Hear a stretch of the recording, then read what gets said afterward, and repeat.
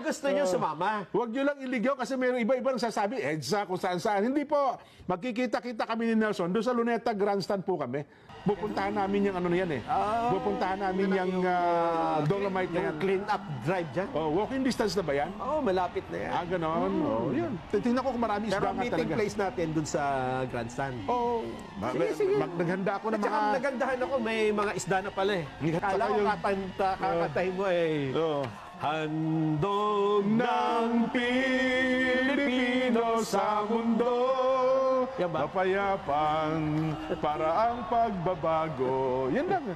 Makanta-kanta lang tayo. Alam mo naman tayo. Sabagay, eh. habang Opo. naglalakad. November Kasi 16, Oo. 17, Tatlong araw. 18. Mga ganyan na. Sa bagay, matagal ko nang hindi nakikita ang sunset sa Manila Bay. Ganon. Nakakaingit kasi din yung pupunta ka ng ibang bansa. Sana maganda lang Tapos yung lahat ng panahon. waterways nila Oo. ay tourist attraction. Ay, Di ba? oo.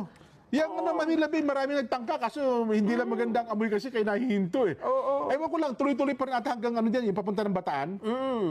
Dapat lang. Meron tapos pwede kang kumain doon sa habang umiikot eh.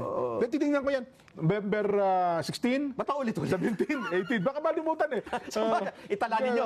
Ganun ba? November 16, 17, 18, tatlong araw yan. Napakatagal naman yan. Inyo ba naririnig? Tinig ng bayan na galit.